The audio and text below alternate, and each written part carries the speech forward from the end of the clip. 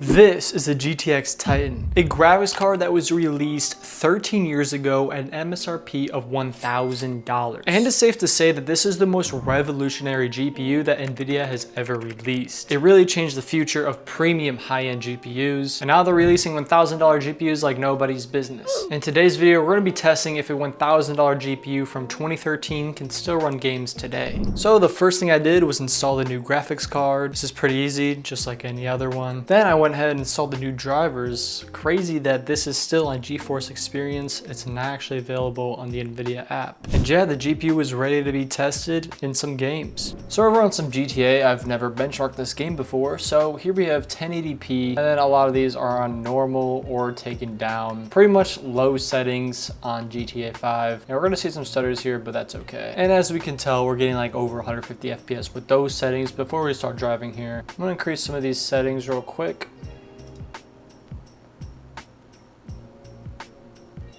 All right, so let's try that again. We do have the higher settings enabled. It might not look like it, but we are getting some pretty good FPS still. I mean, to be honest, it didn't really do anything. I feel like it still runs pretty much the same. You can run this game pretty well. Obviously, this game was a main game at the time of this GPU's release, and everyone played at 1080p anyway. Man, what the heck? This guy just hit me. And to be honest, I've actually never played GTA Story Mode until right now. I'm not gonna lie. All right, quick change. We got 1440p. Oh, well, actually better than I imagined. Yeah, wow, it runs 1440p pretty well. I mean, it did exist. I'm not too familiar with that era, but wow, I mean, 100 FPS plus. All right, yeah, wow, this game actually ran really well.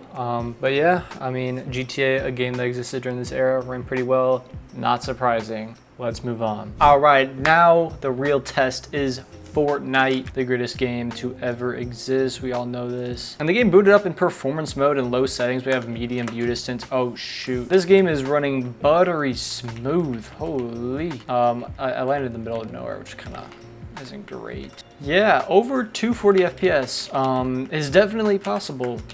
That's actually not what I expected. I don't know what I expected, but don't know what to say about that besides, well, this game is basically a modern GPU at this rate. I mean, obviously this is a CPU intensive game, so we're not even using all of our GPU here. Still pretty solid. Bang. All right, as we know, that runs pretty well. So actually, I'm gonna test out 1440p.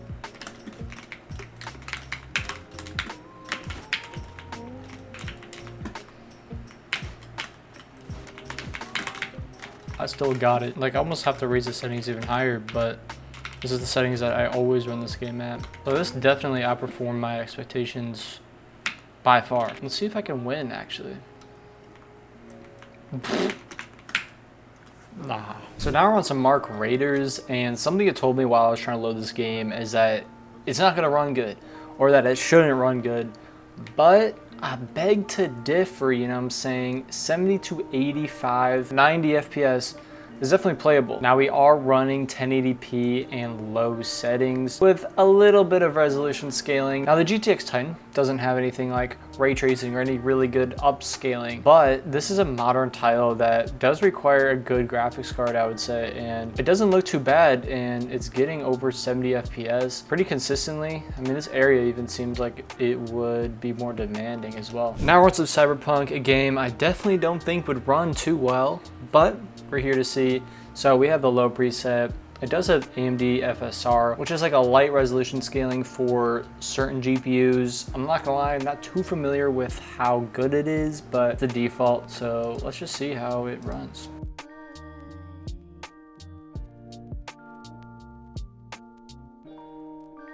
Yeah, I don't even know if the upscaling did anything wrong. Let's just see. Oh, I don't think this game is very playable. I'm not gonna lie. This is more of a realistic test, I feel like. All right, this one's a bit different. So I've never benchmarked Black Ops 3 before, but here we have high settings in 1080p.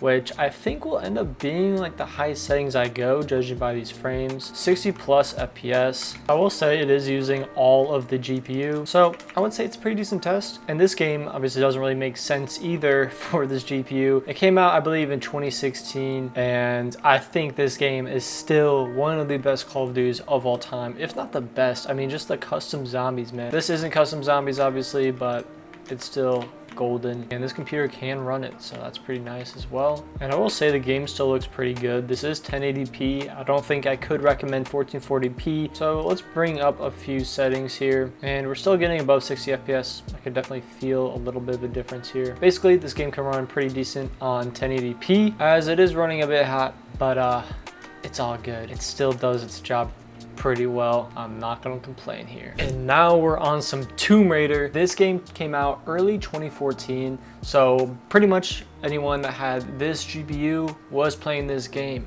Well, not everybody, but you know what I'm saying. But let's just see how it performs, how it dominates with a little bit of modern technology. And by the way, as we're playing this, I am playing 1080p high settings with motion blur turned off, which I would think is pretty good settings, and it's running pretty well. Oh no.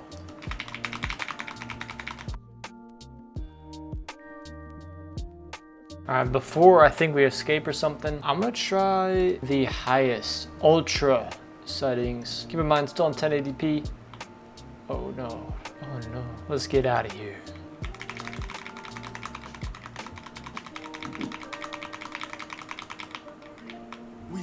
We made it out alive, let's go. And with that celebration, I will also say this game ran phenomenal, but that's to be expected as I'm using modern hardware along with probably the best graphics card when this game was released. So yeah, of course it did well.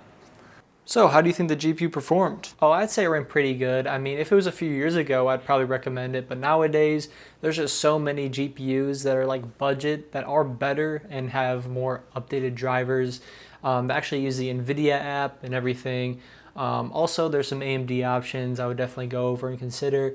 I would just recommend spending the extra $20 to $50 to get a much better, more recent GPU that potentially even have RTX features and more upscaling features that are definitely necessary with modern games. Didn't ask, but you literally just So yeah, the GPU outperformed expectations. I wouldn't recommend it, however. I would definitely go for at least a 1660 Super nowadays if you're gonna buy a GPU. But this is just a fun little experiment, fun little video to really showcase that a GPU can last that long. And if you're gonna buy a 5080, I don't think you'll want to have it last 13 years. I'd reconsider your financial decisions at that point, but I think it should be able to. Just kind of crazy. So cut to the next video in 13 years where I test today's $1,000 GPU, which isn't even a 5080, it's a 5070 Ti, but if we're including inflation, it's a 5080. Yeah, subscribe.